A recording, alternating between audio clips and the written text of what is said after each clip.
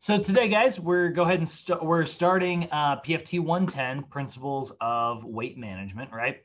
So this is going to be one of our program design classes, of which there are going to be 4 main ones here at Sochi, but at the same time, you get basically an entire mod of program design when you get to capstone. So with Mo, you're going to also have like plenty of time to practice this stuff. But my job is to get you prepped, to be able to, go into that knowing everything there is to know. So this is 110. So this is our weight management, I should say, program design class. What we are going to spend a lot of time talking about today is actually very much like an intro day. Today is very, very, very gentle. It's just going to be talking about the obesity epidemic. So we're going to talk about some of the statistics on obesity, what some of the health effects of them are and their comorbidities, which by now you guys are probably really familiar with. You're like, oh, okay, like, yeah, obesity is linked to, coronary artery disease, hypertension, diabetes, like it's linked to all of these things. We're going to review all that again today with some specific statistics that NASM is likely to test you on. So, until now we've talked about them for sure. They're already in your notes for sure. But the pro tips, like the stuff that you may, see on a test, that's kind of what we're getting on paper today. So it's like our final review of all that stuff. Not that it won't come up, at least a few more times in conversation, but like that's today. Tomorrow, we're going to do the physiology of weight control. So tomorrow, I did put that on silent because that's going to blow up. Tomorrow we're going to do the physiology of weight control. So we're going to be looking at like, what are the principles, when the body loses weight, where does all that like body weight go? Spoiler alert, you exhale it and sweat most of it out and actually lose some of it through your pee. But we'll talk a little bit about that tomorrow. Day 3 is actually one of my favorites. It's the psychology of weight control. What's really cool about this is going to kind of set us up for next mod actually. Because our next module, our 8-day middle class in that mod will be exercise psychology. So it'll be a lot of talking about habits and stuff. So we're going to get to a little bit of an intro into that. We're going to see the stages of change again. So we're going to mention that as well. And then we've got nutrition strategies for weight loss. So these are like the pro tips, when your client's like, should I eat big meal? Should I do intermittent fasting? Should I do this? Should I do this? Right? What should I do? And it's like, this is where we're going to break that down for our clients, make it easy. Basic training methodologies here on day 6. Now this one is where we're going to talk about some of the principles. This is where this class gets just a little odd because and it's almost a little bit out of order. Because you can see we've got like all these reps and stuff that we're going to talk about down here. But the methodologies part is like, what are some of the principles to maximize caloric expenditure, right? Like when it comes down to it, like what type of cardio should your client be doing? What type of strength training lifts in general, right? This isn't really going to talk too much about reps and sets and stuff. This isn't going to have very many rules that actually present themselves in like test form. So I don't think that this day here is actually that great for like, test prepping and things like that. But I love this day regardless, because it is a really great place where you talk about some of the principles that you just want to keep in the back of your head whenever you're making exercise choices, right? Should I choose that one or that one? And it's like, that one's got them on their feet. It burns more calories. Their goal is to burn as many calories as possible. I picked that one, right?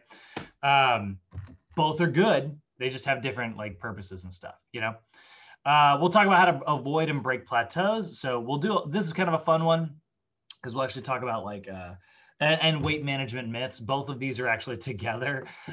Breaking plateaus and weight management. I like this day because it's like, I heard that low fat is the way to go. Is that true?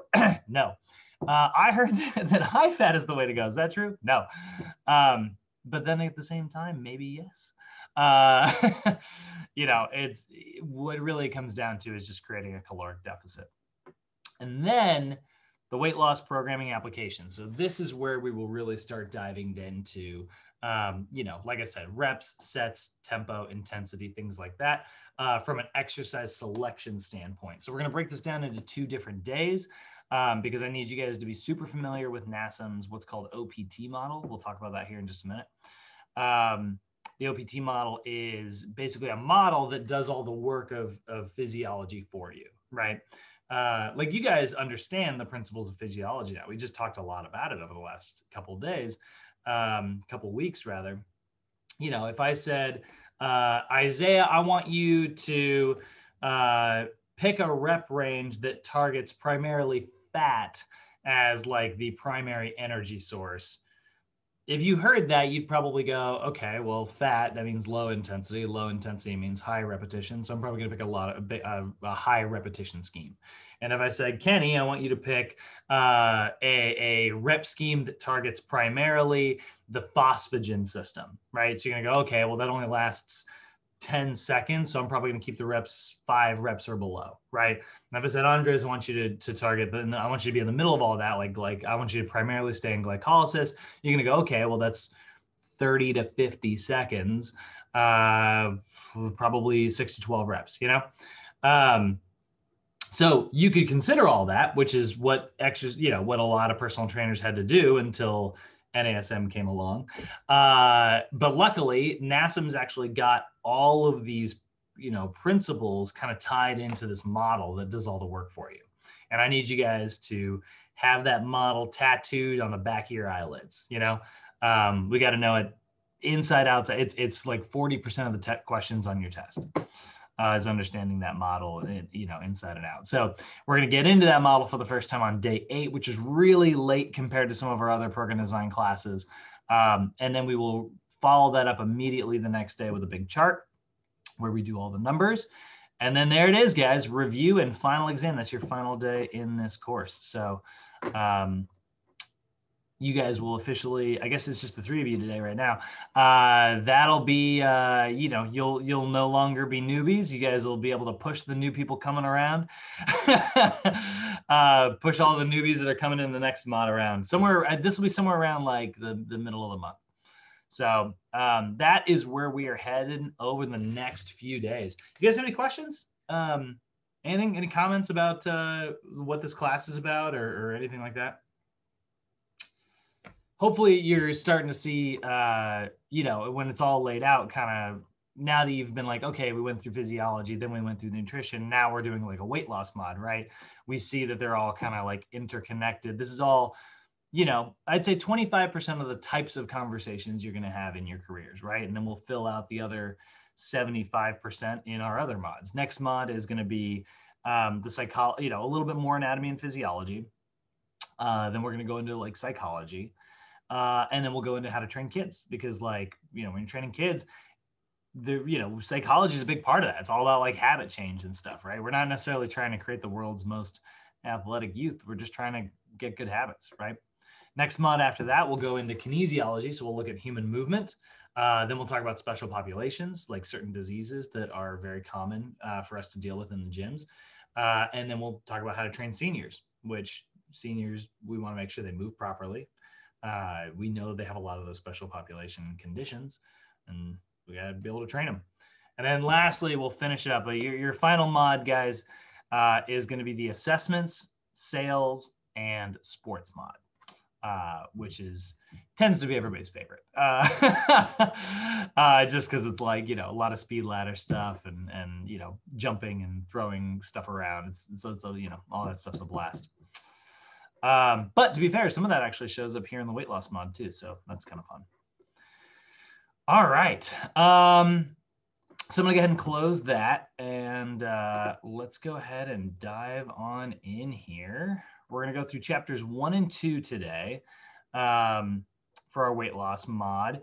Pretty small PowerPoint today, nothing too crazy. I will say these program design classes, actually I should mention this like right off, why did I open that one?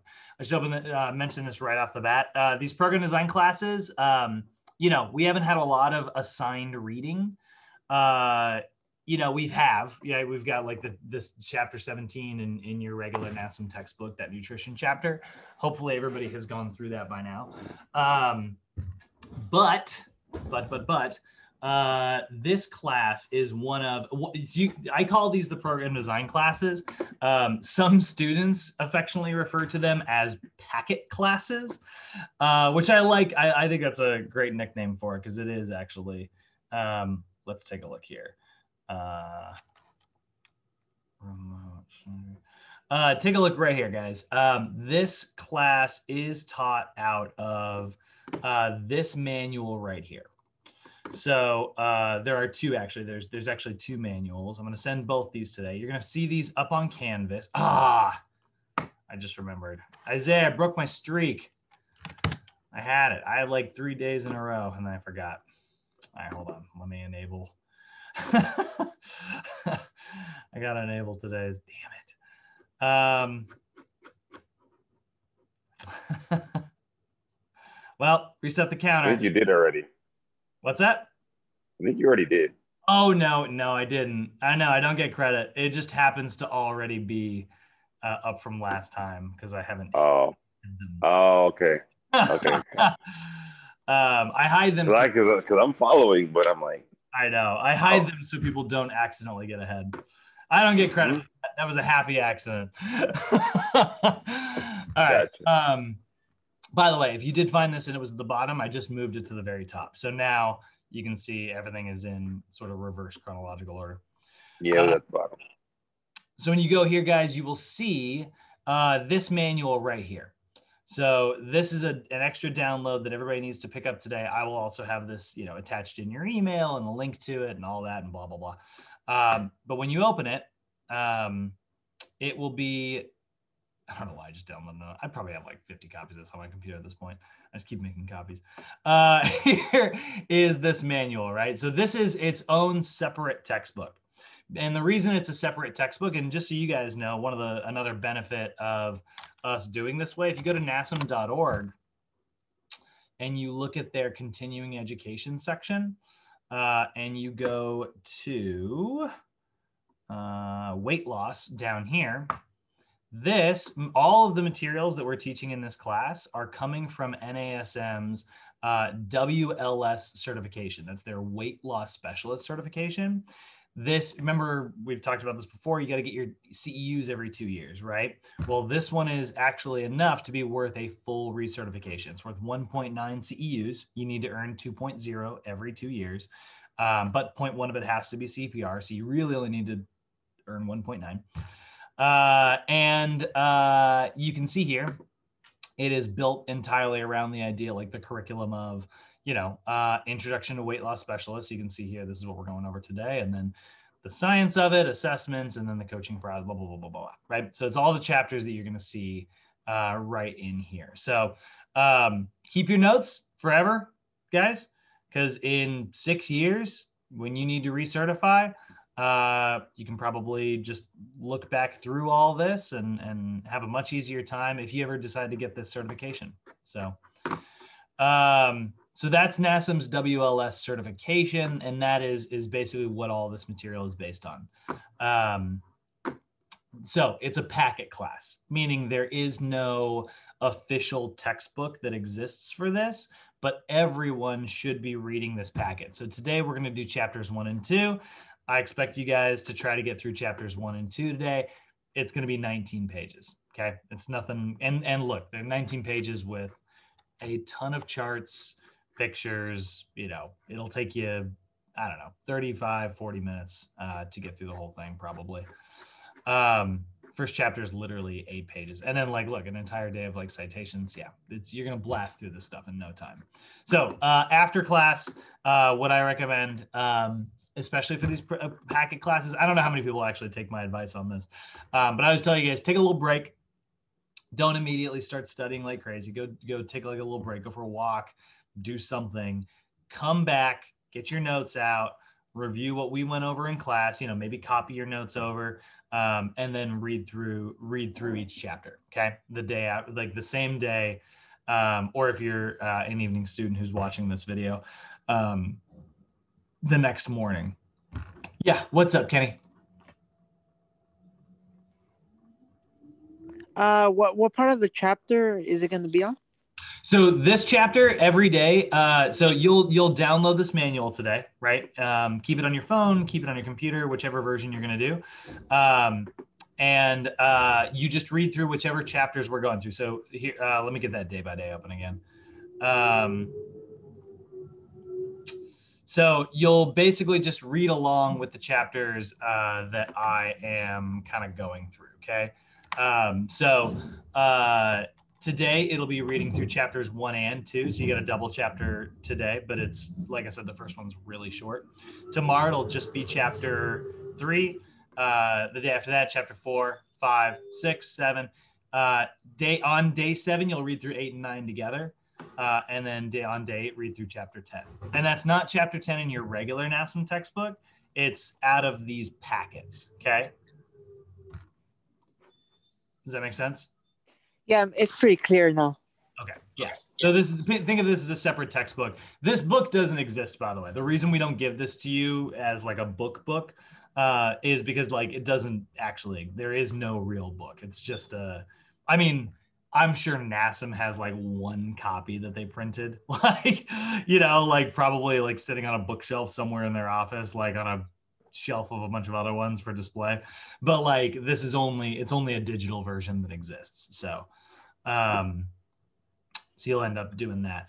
I will say, for anybody who has a really hard time, if anybody has a really hard time reading digitally, if you find that like reading this manual on your phone or something like that is a problem, shoot me a text, let me know, and I can run down to Sochi and print a couple copies of this. We have like a super printer. I can print out these packets as like they'll be on like 8.5 by 11 sheets of paper, so it'll be like fax paper and stuff. It won't read like a book, but if you want a copy of this like hard, let me know. I just don't print them like by default because like I know some people are just like fine with the digital copies. They're like, I'm just gonna read it on my Kindle or whatever, or my phone, or this and that. And it saves a couple trees, because it is like probably 100 pages altogether. But if you want a copy, because you're just like, look, I'm trying to read on my phone and I feel like I'm aging because I'm squinting all the time. Just let me know. And I'll totally print a copy for you. Okay. Just shoot me a text, shoot me an email. The earlier you let me know, the faster I can get it to you. Okay. So keep me posted. We can even send it through the mail if we have to, if we're worried about it. All right, guys. So that's a rundown of what we're going to be doing for the next 10 class days. Let's get the lecture part going, right? Let's dive in. So, whoops. Callie, you're in charge of teaching. I got to stop doing that. I got to remember that they freaking changed Zoom. I got to stop hitting that wrong button. All right. So let's take a look here at chapter 1. So this is going to be talking, they call it this chapter is the obesity epidemic, right? So really what we mean here is we're just going to be kind of looking at the statistics behind obesity. So we're going to look at some pretty sort of frightening statistics here, at least in terms of like how this stuff is on the climb. It's plateaued a little bit in the last few years, but yeah, let me close some of this here just so I can make a little bit of space on my computer. I don't need this. All right. So our objectives are to get through a brief understanding and overview of like this epidemic and its effects that it has, right? I mean, we're saying epidemic here actually instead of pandemic because this is kind of a domestic problem. I mean, don't get me wrong, obesity exists in all countries of the world, but like not at the levels, not at some of what we see in like a lot of the quote unquote like Western world, right? We definitely know that like in America, we have obesity problems in particular. So we're gonna look at that. After this chapter, we wanna understand the difference between overweight and obese. So we've talked about that before. We're gonna see that statistic again, which means, like I said earlier, if you are seeing repeated information, it's because it's probably gonna show up in some form of a test question. And we understand like what are the reasons, like why the heck is this stuff on the rise? What's causing obesity to grow so much, and then how it affects these populations. Like what are all the overall effects? So we do know that obesity has been linked to a lot of negative health conditions, coronary heart disease being the biggest one, right? Which is the #1 killer of adults in the US. So makes sense, right? We definitely see there's a connection between like obesity and coronary heart disease. And we know Coronary heart disease is the #1 thing that kills us. And we know that we have a lot of obese people in this country, right? So we definitely see like, you know, I don't know about causation, but we definitely see like a correlation there to be sure. We know that it causes hypertension. It makes it harder for your blood vessels to be able to function the way that they're supposed to, causing like areas of high pressure and areas of low pressure. We know it's associated with type 2 diabetes, especially in particularly that abdominal fat that we talked about when we were looking at waist to hip ratios the other day. We were talking about that. That's a very common one. That one and dyslipidemia. This is high cholesterol, is the big fancy name for high cholesterol. Both of these highly associated with abdominal obesity in particular. We know that it is increased with certain risks of cancers. Now, I think personally, like the connection here, this is another example of like, I don't know about causation, like obesity is, I don't think, necessarily more likely to cause cancer. But again, we see like a link between like the same habits that cause obesity are the same habits that cause you to eat certain, you know, processed foods and things like that. And it can be linked to different types of depression. I mean, it messes with your endocrine system. Your hormones are not able to function the way that they're supposed to, and they don't make, you know, the types of neurotransmitters that we need. And so, you know, we definitely know that there's a lot of different conditions linked with this. And we also know that like there are a lot of like specific like financial burdens associated with this as well, right? The financial burden of obesity, this is back in 2008, but it was around $147 billion per year. That's a long time ago. Like this, and you know, inflation's only gone up. I'm kind of curious if we can actually find this statistic currently. What is the economic impact of obesity in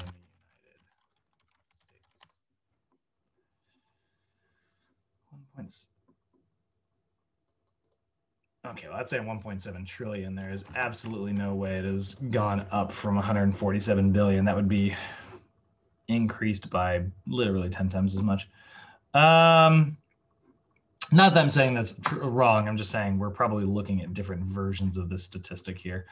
But we are seeing, yeah, I mean, yeah, okay. So they're looking at like loss of productivity. So what we were looking back in 2008 is that people, like individuals, were paying 147 billion per year in obesity-related healthcare costs, right? So like you were on a blood pressure medication and had to spend money on it, right? You were going to the hospital to see your doctor, had to pay a copayment, right? Like little things like that. That was the economic burden there. But if this is looking at a slightly different side of it, which is like, what does it cost everybody in general, right? Well, it's about 1.7 trillion per year, with 1.24 trillion of it being in like loss of productivity. You know, someone has a doctor's appointment, can't go to work. The company has to like pay somebody else to pick up their shift and pay them overtime. And that causes all of this money, you know, to be lost, right? And that costs all of us money, you know. So there's a reason why, like, you know, when you look at companies raising their prices and stuff, like this is expensive for all of us. There's a reason we want to be as, you know, healthy as possible as an overall country. It's why paying attention to our health is something that is important for all of us to do. And it's why you guys are out there along with me trying to help as many people as possible and have like as large of an impact as we can. It's not just like a health issue, it's an economic issue. I always like to just mention that really briefly. And I'm no economics expert, but we definitely know that like the cost of stuff like this, it makes sense. I always get into arguments, you know, just like everybody else does at the holidays. You know, politics is the first thing that comes up around Thanksgiving. And you know, it's always interesting because it's like you look at like the government spending money on something and people like, they're like, it's so annoying they're spending all this money. I'm like, it saves all of us money.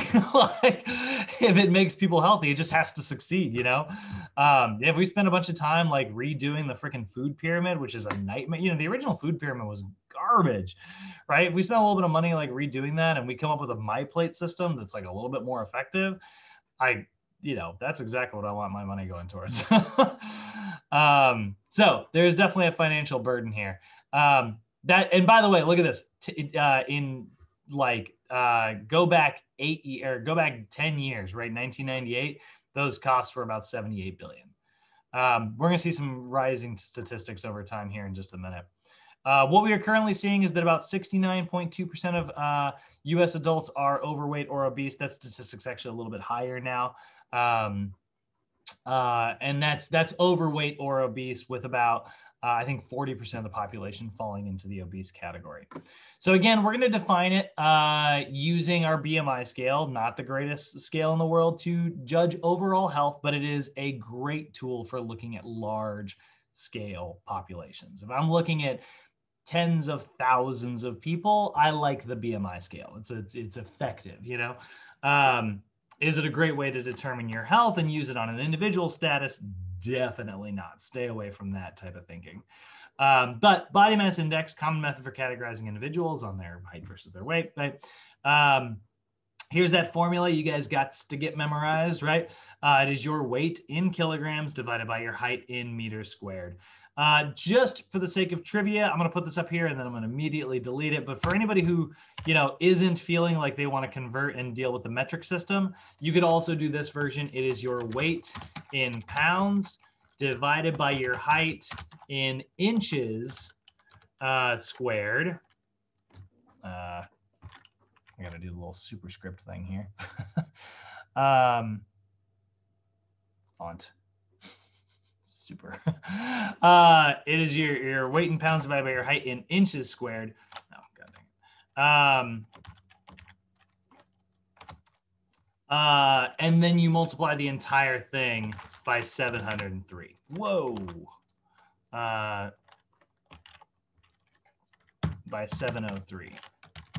So if you are interested in doing, our silly American version, because we're the only freaking country that doesn't use metric. Weight in pounds divided by height in inches squared times 703. I know that seems really surprising, but because it comes out to a really weird number. So if I go 175 divided by 73, 73 times 73. So that's going to be 175 divided by 5,329. It gives you this weird freaking super small number. But you multiply that whole thing by 703, and guess what? It actually comes out to exactly what your BMI is. There's the American version, and I will delete it because this is the one you'll actually be tested on. You'll never see that other version, by the way. The imperial version will never be on a test question. It will always be weight in kilograms divided by height in meters squared. Get it memorized. So we are going to see our categories here, right? Underweight being a BMI of less than 18.5, normal weight 18.5 to 24.9, overweight being 25 up to 29.9, and then BMI being greater than 30, with a couple other special classes here if we are talking about the extreme obesity cases. So we see obesity class 2, somewhere between 30 and 39.9, and obesity class 3 being greater than 40, right? So obviously we do know that these categories do have increased risk of certain comorbidities, right? Certain common chronic diseases. So we know that about 1/3 of Americans are currently obese. So we're seeing, they're saying 33% there. It's actually about 40%. Let's take a look here. Obesity. That's not how you spell that. City statistics in the US. There we go. That'll work. All right. So this is the CDC's website. And they did a report, and it's called The State of Obesity. And let's take a look. Actually, is this the one I want? Sorry. This one? No.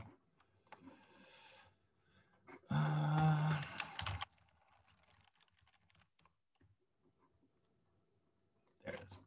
All right. Where are my charts? There's my charts. Let's go with adults first.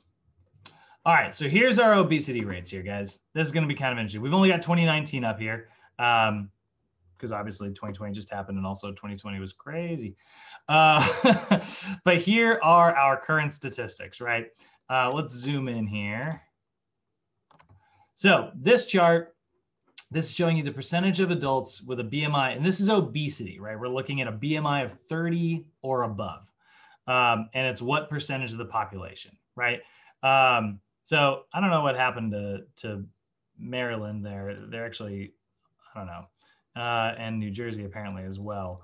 I'm assuming they didn't maybe measure. But if you're taking a look here, right, we're seeing blue is going to be less than 10% of the population. Teal is up 10 to 15%, right? But we don't really see any of those. We see greater than 35% of the population. We see a lot of purple, right? We see greater than 30%. That's pretty common. A lot of red. And then we see some orange in here, 25 up to 30. With Colorado, man, freaking Colorado is always at the top of the list in terms of healthiest. Only, somewhere between 20 and 24.9. With Mississippi sort of being the worst here, 40% of the population in Mississippi of adult population is currently obese. Followed by West Virginia, Arkansas, Oklahoma. Scrolling down, and where'd you go, Colorado? I guess District of Columbia is actually tied up with Colorado. That's new. Way to go, DC. And then Hawaii, man, my Oregon has fallen. I haven't actually looked too much at the 2019 statistics. Oregon used to be third. So those are our obesity statistics, right? Now let's take a look here. I'm going to go back in time. Let's take a look. Here's our chart, right? Let's see if I can get it on one page here. Oh, just a little more. Okay, here's our chart. Let's go back to 2018. We're looking for this to, get a little less purple. So, 2018. Let's go back even further in time. Let's see. That was 2019. Let's go back to 2015, right? Take a look at this. We've actually got some yellow categories, right? Not quite as bad. Let's go back to 2010. Colorado representing the green a little bit. And then let's get pre-cell phones here. Let's get to where before everybody was walking around with a cell phone. Let's go back to 2004. Look at that. That is a substantial difference, right? New Jersey, actually top of the list, still Mississippi, but Mississippi at 28% of the population instead of 40%, right? What happened? Sedentary world. That's kind of what we're going to talk about today, right? Like what happened? We saw increased reliance on technology. Oops, I went back too far. It took us back to the first page. We see cell phones, we see YouTube, we see more time in front of a computer, less time outside, increase, like it's easier to get unhealthy foods. It's pretty fascinating. I mean, there really is no like one specific, it's just an increasingly modernized world. Now, the earliest that they've gotten, you're going to see a lot on here that didn't measure. Well, let's go back to 1990. Look at that. Most of these, like I said, a lot of these are not measured. But back in 1990, Colorado, 7% of the population only was obese. The worst, Mississippi still, at 15%. 15% up to 40 in, I guess that's about 30 years or so. Pretty crazy, right? I'm sorry. Have you incorporated Oklahoma, which is where I'm from? It's on here. I'm assuming Oklahoma is usually, I've seen them on the list, like pretty close, but back in 1990, let's see here, Oklahoma. I moved when I was 4. I'm a California girl. I'm not obese, but I have family members that are. 10% back in 1990. Let's take it up to 2019. I've seen Oklahoma's high on the list, if I remember right. Yep. Number 4, 36%. Right below Arkansas and West Virginia. Anybody else looking for their home state? Thank you. You're welcome. Friggin' Oregon. God, they lost it. Oregon and Washington and Colorado. They were like a holdout, and now they're falling down the list. What happened? All right, let's take a look at kids. Let's take a look at the youth versions of all this, right? So that's high school. I don't want the high school one. I just want youths in general.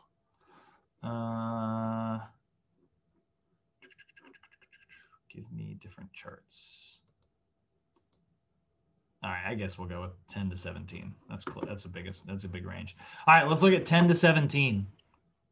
Between 2018 and 2019, again, we are seeing this time actually Utah is top on the list in terms of or I guess bottom of the list, 9.6%, with Kentucky being at the top actually by a pretty wide margin. Look at that gap. 23% of the population in Kentucky, 22% in Mississippi. Oklahoma for kids. Not seeing it on here actually. Where'd you go, Oklahoma? Oh, there it is. In the green still. Only 18%. Let's go back. We'll do 2016, I guess is when they started tracking these statistics. But it's always shocking just to see the colors change on the chart, you know. New Hampshire, Washington, Oregon is fourth. Mississippi massively. Mississippi must have made some big changes to get themselves back down the list. But 26% of the population back in 2016. That's actually an improvement. Mississippi's actually gotten better over time. Good for them. Yeah, they're down 4%. So anyway, those are just some interesting statistics about obesity. Now, Andres, you asked, right? Well, what the heck, man? What's going on? The causes of obesity. I mean, we know that weight management comes down to energy in versus energy out. But why are we so bad at managing it is almost the real question, right? Because we know what causes obesity, right? We know what causes weight gain. More energy in versus energy out. That's always the answer. It's the only answer, right? But that answer is not exactly helpful. As much as we know that that is scientifically accurate and true, it doesn't, sometimes knowing that doesn't help us very much if we don't know how to translate that information into a lifestyle change, right? So what the heck is sort of on the small level, like the human cause, right? Well, it's complicated. We all agree that it's, a multitude of factors. Sometimes it's environmental. If you grew up in somewhere like Mississippi, or you said you moved away from Oklahoma, right? If you grew up around that, right? That a lot of times, that environment, I say this all the time. I love the South. Every time I've been to the South, the food there is incredible. The people are really, really friendly for the most part. You could not give me a salary to live there. No world in which I will ever move to the South. This is just a personal thing. I just can't stand humidity. Cannot do it. I did not grow up there.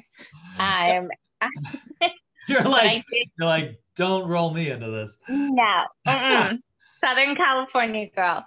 I moved when I was 4, but that is my roots. And I do not enjoy going to Walmart and buying big cans of mayonnaise. Okay. Okay, fair enough. But yeah, so environmental, right? Environmental could be a thing. Sometimes it's lifestyle, right? We do know that there's increased reliance on technology, right? Could be your family history as well, right? If you have a family, if you grew up around people who are outdoorsy and active, that's going to burn more calories than people who aren't. Not saying it's better or worse, but I am saying that it definitely results in a different amount of energy expenditure. And then there are genetic factors. Make no mistake, there are inherited genes or certain hormones, right? Do not make any mistake when I say, when I talk about, I spend a lot of time talking about the stuff that we have control over. There is plenty of stuff that you don't have control over, right? But there's so many times where I've talked to clients and stuff, and I know so many people who have sort of like written off their ability to like succeed physically in certain capacities. They'll be like, no, I mean, just everybody in my family is built this way. Like, this is just how I'm built, right? And it's like, there's nothing I can do about it. And I'm giving up on, you know, any ever my goals of like weight loss or whatever. And I hate that. it happened. I mean, well, yeah, of course, right? Like, of course, that is hard for people like us to hear, right? That's why you guys all came to this program, you know. But like it happened. Like, this is a very common conversation. So one of the ways that I always like, I like to like kind of try to get people to like step back and see like a little bit more like of a fair view of like what's going on. It's like, hey, like I believe that you inherited like plenty of like specific genes. And like, yeah, like your version of like your journey might be a little bit harder. There's going to be some roadblocks on your road that don't exist on that guy over there's road, you know, but they can both lead to the same destination. It just means that you've got to do a couple extra like left-hand turns, you know. It's like a math, it's like a math equation, right? If 2 + 2, you know, if we're trying to get 4, right, and you start with 2 + 2, you're already there. But me, maybe I started at -89. Like, well, my equation is going to be a little bit longer. I'm going to have to add some more numbers. I'm going to do some multiplication probably. But it doesn't mean that I can't get to 4, quote unquote. 4. I think it just broke my brain. But it doesn't mean that we can't get there, right? So sometimes it's environmental, you know. I definitely grew up, like my mom would talk sometimes about like the idea of like eating a healthy meal, which is so great. Like, you know, I really give my mom kudos for this because she was the one in charge of like the meals and stuff, you know, despite working a million hours every day and stuff. And she would always talk about like, hey, like, you know, we've eaten really poorly this week. It's really important that like, you know, we're carving out time. We're prioritizing having a healthy dinner tonight. And she really did her best, and like she deserves a lot of credit for it. But let's take a look at some of, you know, our other factors. Sometimes education is a big factor. I know this is a factor like with both of my parents. They Absolutely. will often try to do something healthy. They'll send me pictures and they're like, look, we crushed it. And, you know, they got all the pieces of a healthy meal, but the portions are just out of control, you know? And good for them for the effort, you know? But they need a little bit more. They need a little bit more like education. And people aren't experts on this. We are, right? That's what we're here for. So here's the thing. Like I said, we got to translate this scientific fact that we know of weight control being energy in versus energy out into stuff that's manageable, right? Because my parents, like I said, great example. They know that it's energy in versus energy out. They know it, but they don't know how to manage it. And that's the big thing, right? So, you know, the simple equation, energy in greater than energy out, weight gain. Energy in less than energy out, weight loss. Equal, weight stable, right? But what does that mean? You know, how do we manage those calories? If you are getting your energy in it and it's less than your energy out, right? So it's you're on a weight loss program, right? But you're eating Girl Scout, it's Girl Scout season, right? It's Girl Scout cookies, right? You know, here's the weird thing, guys. Those Girl Scout cookies, as long as your energy is in the right balance, you could absolutely lose weight on a Girl Scout cookie diet. It's possible. In the realm of physics and chemistry, it can be done biologically. But is it likely in the world that we all live in? Very unlikely, because there's a lot of other factors at play. When you get all that sugar, your blood sugar spikes. That causes your body to get a bunch of energy, but then it pulls all that energy out of your blood and stores it as fat, which doesn't burn very many calories. And then all of a sudden we crash really hard. And then you end up like sitting down. Yeah. Looking at like, yeah, the ideas of like muscle metabolism, right? Muscle burns, I think it's like, what is it, 4 times as much? How much more energy does 1 pound of muscle burn than 1 pound of fat? I used to have this memorized. 6 calories per hour with muscle versus 2 cats, 4 times as much, or 3 times as much. So muscle burns about 3 times as much energy as body fat does. So on average, if you lose a pound of fat and gain a pound of muscle, your body weight stayed the same, but you are now burning an extra 96 calories every day compared to like the first version. This, by the way, is why we love legs so much as trainers. I've said this before, but like there's a reason. Like people are always like, oh God, leg day. Why do trainers love leg day so much? It's because they're huge.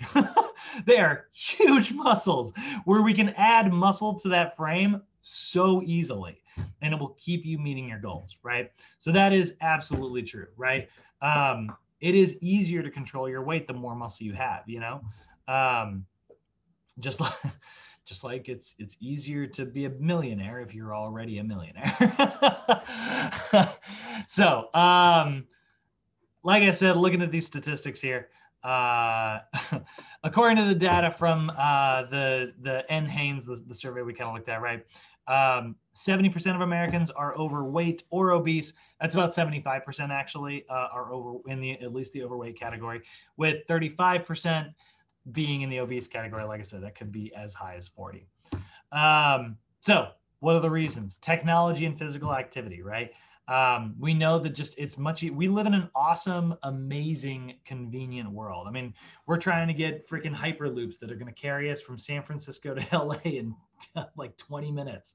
It's amazing the technology that we have available to us, but it does not exactly make us active, right? 50% of the US are not as active as they're supposed to be, right? Which now suddenly we start to see, okay, well, that starts to make a lot of sense. Again, it's a correlation. 25% are not active during their leisure time. So when they do have time off. So this is looking at like 50% are not active in order to enhance their health. At least some people are getting it through their jobs. Some people are just, farmers, or in my family, furniture movers, right? Like some people are just physically active in their jobs, but about 25% of people are not active during like any of their free time, right? So we see a pretty substantial amount. Some people who like has like a white collar job where they can sit down at a desk, but then they have all this free time on their hand and they don't use it to be active. They use it to be sedentary. So we definitely know that inadequate physical activity has been linked to lower income. We know it's linked to education. We know that it is linked to obesity. Then we see like food accessibility. Obviously, we know that we're seeing currently 1 in 3 adults ate 2 or more fruit 2 or more times a day. 1 in 4 ate vegetables 3 or more times a day, right? So we're definitely not seeing very many fruits or vegetables, which are a rich source of micronutrients. We talk about like this idea of like not having much energy because of like technology kind of sapping our energy. What about our food, right? We know that we need, B vitamins to assist in metabolism. We know that we need micronutrients to repair the body, right? We need all these things in order to like keep us physically active. Vitamins and minerals, guys, they have no calories. They have no energy to give, but they allow your body to unlock calories and use them in, to the way that our body is supposed to. We know that societal norms have shifted. We do know that like we've shifted to like labor saving devices, right? Like I said, like, we've got washing machines. When I was a kid, my mom used to make me my parents love antiques. So there's just antiques laying all over our house. And one of them was an antique washboard. And if I did not do my chores, I had to like do it on that, which sucks because that was a lot of times that could have been spent, doing something else, but that was the punishment, So that's the thing, right? We do know that like, you don't have to wash your laundry like this anymore. You throw it in a machine, you walk away. So we've definitely shifted to like these labor saving devices. I mean, like me, I try to make my life as convenient. I try to do this, I do all my meal prep. It takes me about 3.5 hours to do all my cooking on Sunday because I hate cooking. And I can just throw it in the microwave and it, makes my life easier. Food and drink also, right? We do know that like that's been spent more in like leisure time. We see there's more coffee shops in the US than there's ever been. There's a lot of like time to spend doing that. I still think of like coffee as like a social thing. I mean, I have it in the morning now, like after my workouts and stuff to kind of like boost my energy back to normal levels. But like I also always try to get I get coffee like at a coffee shop like once a week whenever I can, with like a buddy of mine. So that's a big one. We do know that socioeconomic status can obviously have a big one as well. You will hear people say this, and this is not necessarily true, but you will hear people say this. Eating healthy is expensive. Now, I actually think that eating healthy is cheaper in a lot of ways. Definitely in the long run, you spend less on healthcare. But a lot of like healthy foods are actually, real like a bag of potatoes, which is incredibly healthy, is one of the cheapest things you can buy in the grocery store. A lot of fresh vegetables are actually very, very inexpensive, frozen as well. However, we do know that time is money. And we do know that like a lot of people, who are working low wage jobs spend a lot of time trying to scrape by and make ends meet on these low wage jobs. And they spend a lot of extra time working overtime just to make ends meet. And then they do not have time to eat healthy. And because that time is money and time is energy, and energy in a lot of ways is money too. Like it's part of it. And so I get the mentality that like eating healthy is expensive. I totally get it. Eating healthy takes more time. My meal prep, it takes me several hours. There are days where I'll do it cheap, or I'll do it fast. I'll try to do it as quick as I can. And so I'll pick healthy options that are like pre-made, and those are expensive. Absolutely. If I go to Trader Joe's and I get pre-made, pre-cooked whole wheat, blah, blah, blah, and then pour that into like a pre-cooked, it's all already microwavable, saves me a ton of time. Pack full of sodium, pack full of preservatives, all this like unhealthy stuff. So I mean, I get it, and it's all more expensive because it's already been, processed and put together.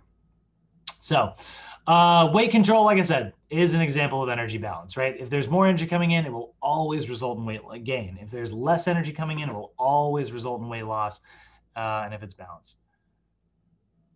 Yeah. Like I said, it doesn't have to cost a lot, right? It does just have to take a little bit of time, a lot of times, but even that, like, yeah, once you know how to do it, is cheap, like I've got my meal prep down to a system at this point, I always make a list. I shop at Trader Joe's just because like I've committed to Trader Joe's because I found that it was like relatively inexpensive. And now I'm familiar with what's there, which saves me time in the long run. So by saving myself time that way, like that's, a little bit of energy and maybe money saved. And there's certain things I know that I don't buy at Trader Joe's. And so when I'm done, I immediately zip over to a Ralph's that I find really cheap. And then I zip over to Target where I get like any of my cleaning supplies that I need to buy every week. But like that took practice and refining. Yeah. That took like a lot of like practice, like learning how to do all that and getting into that routine. Talked to my parents at Trader Joe's on Sunday. My mom was like, we tried to buy this. You told us to get more olive oil, and I found this gallon of olive oil for sale. And I was like, ugh. I was like, okay. And if you go through it, great. And she was like, and I was like, did you look at the expiration date? And sure enough, it expires in like 4 months. And that's why it was on sale. And it's like, but didn't know to look for it, right? Didn't know to check for it. So now suddenly this healthy thing is going to go to waste. And in the end, that's expensive. So is it actually expensive? No, not with the right education, right? Again, this is kind of what our role comes in, right? We're not telling someone what to eat, but we might show them how to eat and let them make the choice themselves. Guided self-help, right? That's our job. So summarizing up that first chapter, We see like obviously obesity is on the grow at an alarming rate in both adults and youths, and so we need to combat that with knowledge, education, and effort. All right, looking at chapter. So make sure today, guys, you read through chapter 1. Review the PowerPoint, review the notes after this lesson, and then let's take a look at chapter 2. Let's take a look at the health effects of obesity. So this is a lot of the stuff that we've already talked about, but again, these are the statistics that they like to throw test questions around. So we want to understand the different comorbidities that are associated with obesity, what some of the effects of those medications might have in terms of like during a session. If they have a disease and they're on a medication, what is that going to do to our workouts? Follow some basic exercise guidelines with those comorbidities, like if they have osteoporosis, you want to avoid foam rolling because their bones might not be very dense. And so like all that weight pressing onto a foam roller is great for the muscle, but there's bone underneath that which is like flexing. So that can be very, very painful. Probably not going to result in a fracture. I did have one client, sure enough, like I had one client, they weren't necessarily one of my one-on-one clients. They were just a person that I, in a group setting, and during like, one of the group exercise classes, they were like foam rolling their lat, and they rolled all the way down to their floating ribs, which are way down here, right? Which is not where your lats are exposed. But they didn't know any better. They got down there, broke a rib. It's the only time I've ever heard of foam rolling hurting someone. But it can happen. So introduction here, obesity, several different diseases, like I mentioned, thorough medical history and clearance from a doctor, always important before beginning to work with a client. We talked about that nutrition. Guess what? Shocker of the year, it applies to your training sessions as well. And so we need to use this information that they are going to give us not to formulate a diagnosis, because we super do not diagnose stuff, but so that we have an idea and a sample of like what any of their health problems associated with these diseases could possibly be. So we're going to look at type 2 diabetes, heart disease, stroke, respiratory diseases, certain types of cancers, high cholesterol, and we will look at metabolic syndrome, which is all that weird stuff that I mentioned the other day about how like abdominal fat in particular starts to act in very funky ways. Musculoskeletal disorders and depression. So that's what we talk about, like a comorbidity. A comorbidity, just by definition, before we dive into each of these, a health-related condition that has effects on daily normal living, right? So a comorbidity, right, is it's like something associated with something else, right? When you consider like, when you have like a common cold, right? You have a runny nose and you have a headache, and maybe you have like, I guess like achy joints is more like of a flu. So if you have achy joints, you have the flu. But like, all those things that kind of come along with it, right? Those are all like co-symptoms that all come together. A comorbidity is where maybe a diet that is like low in nutrient density is associated with catching viruses and common colds more frequently, right? This is why they've been saying that like vitamin D is very good for like people who are getting access to like regular sun exposure are less likely to catch this coronavirus running around, right? And it's why it's one of the things they've been telling people, like get outside, try to get a little bit of sunlight in your life. It's not because like it reduces the symptoms. It's not because it cures the disease. It's because like it is less likely to result. We know that inside, like staying inside all day is a comorbidity associated, right? So it's a health-related condition that affects your daily normal living associated with another disease, right?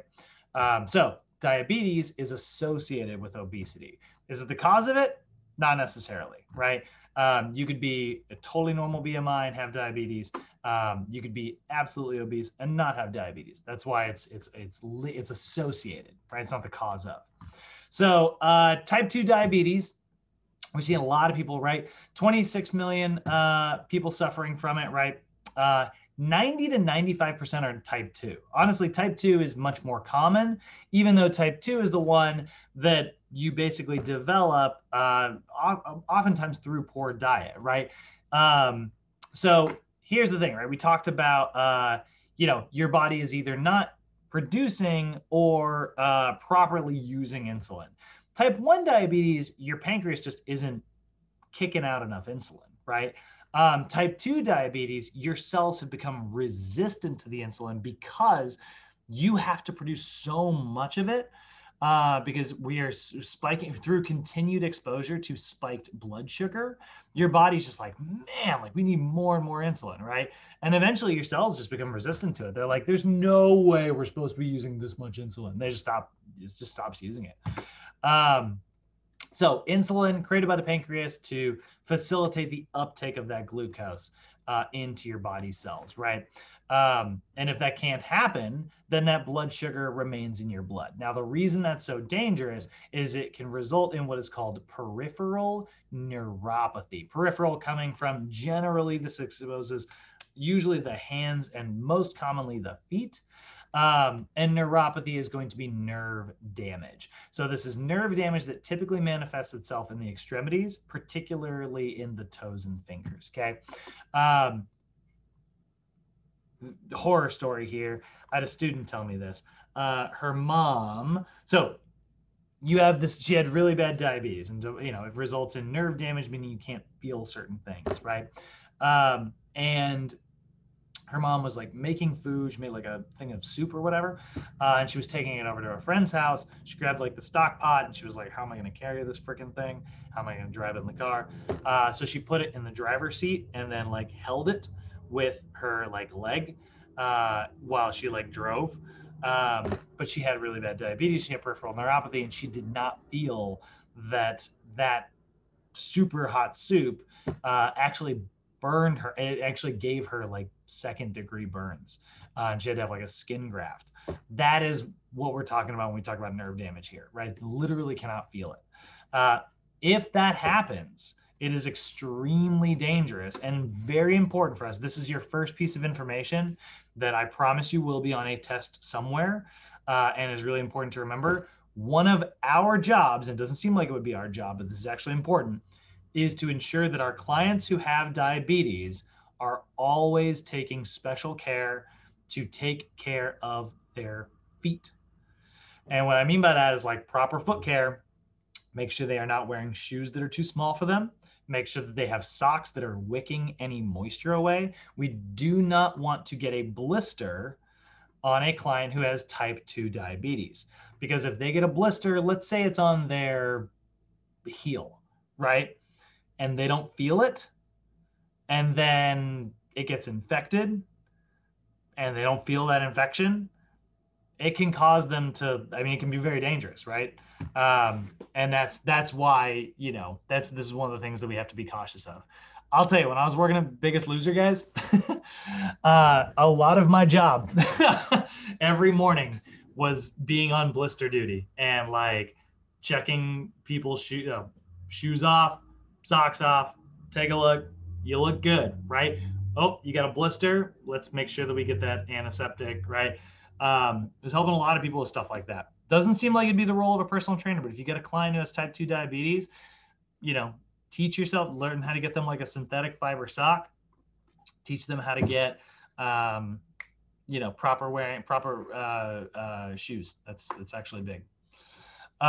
So here's the thing though, we know that exercise has super positive effects on diabetes, right? It increases your blood sugar control because it increases your insulin sensitivity. So even if your pancreas is not producing enough insulin, because maybe you have type 1 diabetes, great, start exercising. Exercise will make your cells more sensitive to that insulin. So even the little bit that you do produce will work better. If your client has type 2 diabetes, we can resensitize those cells through exercise, because particularly moderate to high intensity exercise, which is primarily targeting glycolysis as an energy system, you are training the cells of your body to pull that sugar out of your blood and convert it to ATP, right? So that is one of the biggest things that we have there. Increased blood sugar control, increased insulin sensitivity. We absolutely love that about exercise. Looking at heart disease. Hopefully I didn't scare you guys anybody out of this career where you're like, I don't want to deal with feet. Yeah, I didn't think I wanted to deal with feet either. But you know what? You end up where you're going to do the most good. All right. Looking at heart disease. Leading cause of death in the U.S. 25% of all U.S. related deaths. Let's see if, I can't look it up right now.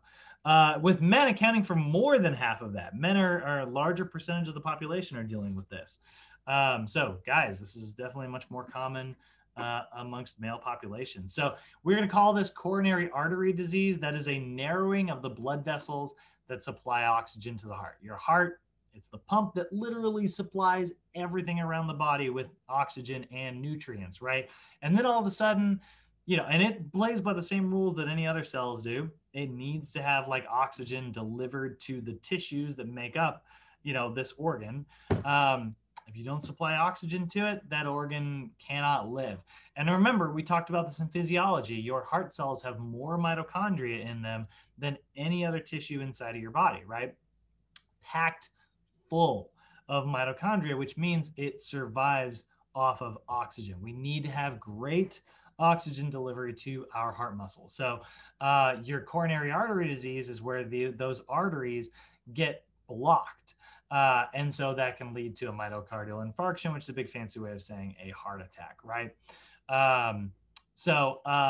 We also know hypertension, highly associated with heart disease, right? Commonly referred to as high blood pressure. This is going to be if your blood pressure is 140/90 or any higher than that. This can be stress can lead to high blood pressure because stress hormones cause vasodilation in some places and vasoconstriction in the other. And so then those blood vessels just get stuck in those positions, basically. It's like an overactive muscle, right? If I walked around like this all day, which, if I'm stressed, I probably actually will. Eventually, these muscles are not going to want to relax back down, right? The same thing is true in your blood vessels, right? So we see normal blood pressure will be around 120/80. A lot of times, and this is a little thing you'll see sometimes, it is often referred to as the silent killer. High blood pressure, because a lot of times it's associated with all of these other comorbidities. It can lead to those. So heart attack, stroke, if you are constricting blood vessels and blood starts to clot and accumulate in one specific area, and then all of a sudden maybe that clot finally gets dislodged and starts traveling around the body, and then it goes through these very small blood vessels that are heading up to your brain and it blocks them. Well, now your brain tissue is not getting oxygen. So a stroke, which is basically just like a heart attack, right? Blocked artery in your heart, that's a heart attack. Blocked artery in your brain, that's a stroke. It can also lead to kidney failure. There are a ton of blood vessels running through your kidneys because your kidneys are constantly filtering stuff. If there's so much pressure going through there, that can cause like a lot of damage. So we do know that high blood pressure is associated with these other diseases. Like I said, stroke is a blocked cerebral artery, causes inadequate blood flow. Stroke survivors, if you have a client who is a stroke survivor, a lot of times they will have impaired motor control. So you have to be aware of that. That can make exercising difficult, which makes them more sedentary, which can only make all of these problems worse. So it's important for us to find a way for them to safely exercise. It's not necessarily going to treat the stroke. It's not necessarily going to treat the stroke, but it will treat all of, it will prevent the stroke from doing any more damage, right? Again, associated with hypertension, heart disease, diabetes even, and then alcohol consumption as well has been linked to stroke. Respiratory complications, carrying around excessive fat, whether it's abdominal or not really, but particularly just like having an excessively heavy body means that your body has to do additional work in order to move your rib cage and open up the diaphragm. So it will often lead to shortness of breath. It can lead to exercise-induced asthma and even something called sleep apnea, which is a sudden stoppage in breathing patterns. So basically, your body gets into such a relaxed state, your muscles are contracting to help you breathe while you're asleep. It's all happening autonomically. But if your body's really, really heavy, those muscles aren't really designed to like contract for like a lot of force. So what'll happen is that weight will actually prevent someone from being able to breathe in, and then all of a sudden their body will go, it'll just like really big gasp, which usually causes people to wake up. This is not just common, actually, just for the record. This comes from having a heavy body. It's not necessarily just an obesity thing. It is a heavy body thing. So bodybuilders sometimes experience this as well, which is always ironic because you're like, you think all that muscle, right? You think it'd be easy to contract for enough to be able to like bring in enough oxygen, but that's just how heavy the body is. What is in my throat? We also have certain types of cancers that have been associated with obesity, particularly the most dangerous of which are going to be colon, breast, kidney, and esophageal cancers. Oh my God. What am I having an allergic reaction?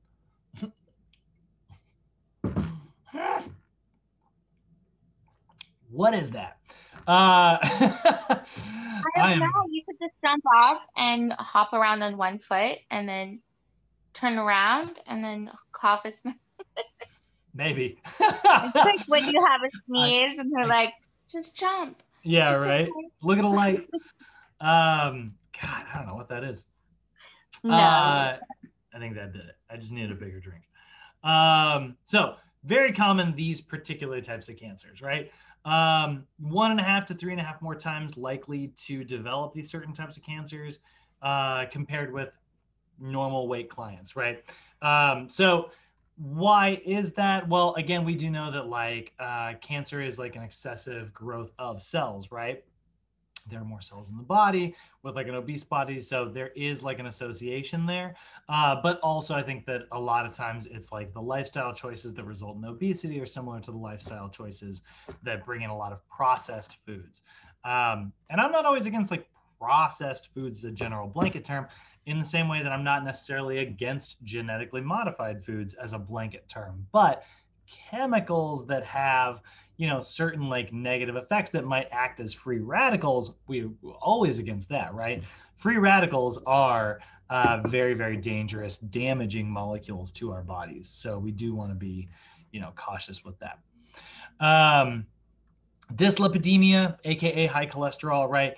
Increased total cholesterol and increased triglyceride concentration. So we do know that when, and this is why high cholesterol is associated with diabetes a lot of times, right?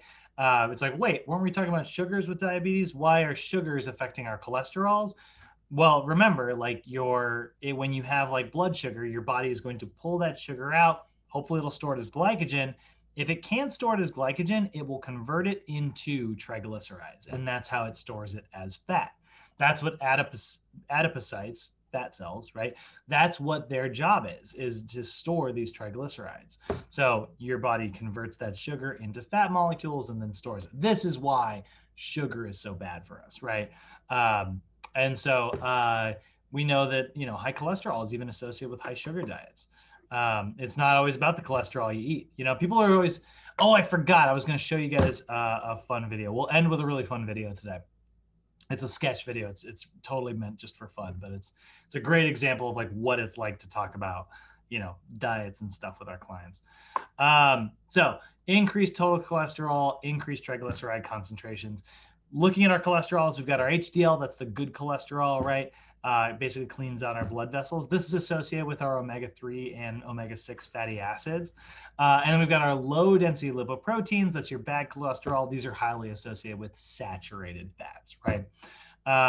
So we know that even losing just 5 to 10 pounds reduces your overall cholesterol levels. Again, one more reason to participate in a regular exercise and healthy diet program. All right, now metabolic syndrome. Syndrome X. This is a very unique disease.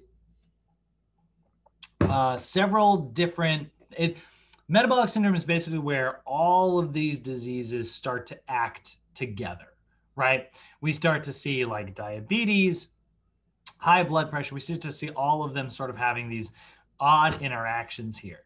So it is cardiovascular disease, in combination. High cholesterol and hypertension, right? It is highly associated, like I said, with abdominal obesity in particular. So again, waist to hip ratios being important here, high cholesterol, blood pressure, and elevated glucose levels.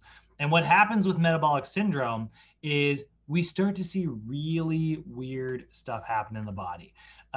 We start to see like allergic reactions. You will actually sometimes see obese individuals, they'll start to get like rashes on the outside of their body. And it's like, it's like, I don't know what happened. If I touched like a plant that I wasn't supposed to, or if I changed like my laundry detergent. And it's just like the body will literally start basically attacking itself. Your immune system's job, right? It's there to react to foreign invaders, right? Like viruses and bacteriums and prions, all this stuff that like gets in the body. Your immune system's there to like fight all that stuff off, right? Well, what happens if your immune system is just like really sensitive to everything because we're just in general not in a healthy place, right? So we're in this like really unhealthy in general, and then your immune system just starts to act up. This is not 100% true, but I do like I think it's a very elegant way of putting it. When I was a kid in like 8th grade, our health teacher was telling us, like, we were like, what the heck are allergies? And they were trying to explain it. And he said, allergies are basically what your immune system does when it's bored. It starts to get sensitive to things that really shouldn't be sensitive to. That is not 100% true, but I do think it's a really elegant way to put it. And that is kind of how Syndrome X, metabolic syndrome, is kind of how it starts to act. Your body starts, attacking things that really it shouldn't be attacking, Again, it's a documentary meant to sell juicers. But if you ever want to watch Fat, Sick, and Nearly Dead, it has a really, the way it starts off is really interesting. The reason that guy went to the doctor is because he was having like rashes, joint pain. He was basically having like symptoms of like fibromyalgia or lupus. He was having symptoms of like these autoimmune disorders. He went to the doctor and his doctor's like, you don't have an autoimmune disease. Your body's just freaking out. It is allergic to I think he says it's allergic to itself, or maybe he says like it's allergic to your lifestyle or something like that. It's a very interesting thing. So we know that like, we can combat that with making adjustments in our lifestyle. And then we do have like certain musculoskeletal issues, right? We do know that like joint stiffness, decreased range of motion, tendonitis, sprains, all of those things can be associated with obesity, simply because there's a lot more pressure coming down on the joints of the body regularly. So we'll see bursitis, arthritis, again, fibromyalgia, which is just general joint pain.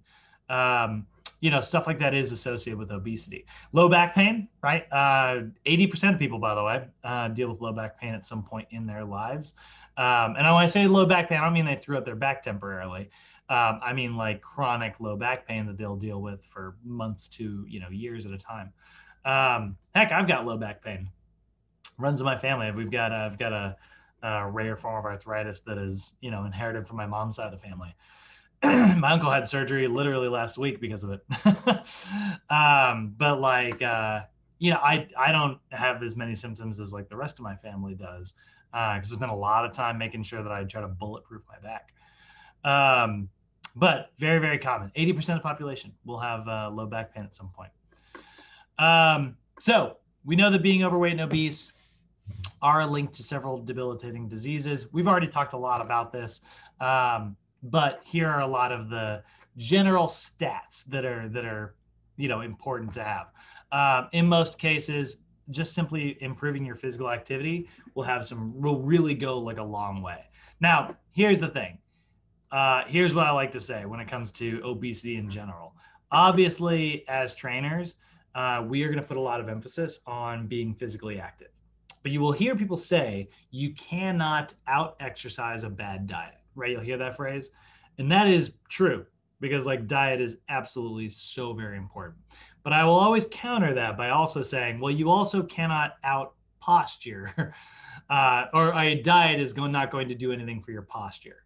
And we know that like a lot of those musculoskeletal diseases and physical activity come from like moving. So it is a combination. This is, we want to play both sides of the field here.